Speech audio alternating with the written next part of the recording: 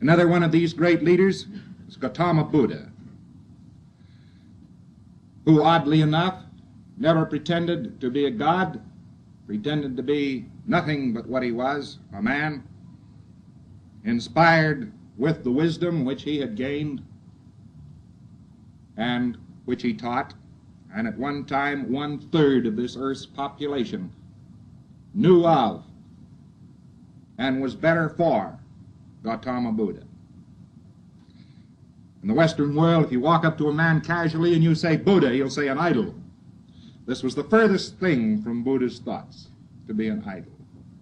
He would have laughed, and probably did laugh, after he exteriorized and came back and took a look around and saw everybody building temples, burning joss to Buddha. Nevertheless, this was not the attraction of the Buddhists. The attraction was, again, wisdom and hope. People poured out of China for centuries over tortuous and dangerous mountains, snow-filled passes, to drop down into India just to come close to the area where Gautama Buddha had taught that there is hope and that the endless cycle of life and death does not have to continue, that an individual can be free even from this. Now that's interesting, isn't it?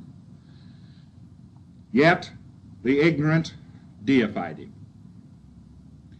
But due to him, a great deal of this work was handed on, and an enormous amount of what we call religion in this Western Hemisphere today was given to this Western Hemisphere directly by Gautama Buddha.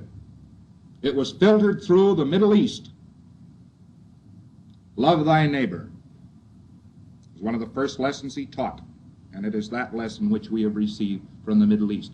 But what I am telling you is that these people handed on a torch of wisdom, of information, generation to generation. It was handed along geographical routes, and one of those geographical routes was the Middle East, and one of the people who handed it on was a man named Moses.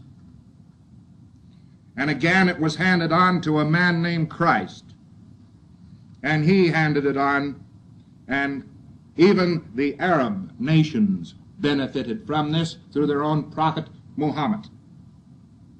And these men I consider great spiritual leaders, because they gave to man on down through the years the hope that life could go on, that there was a spiritual side to existence, that the business of barter and gain was not all there was to life.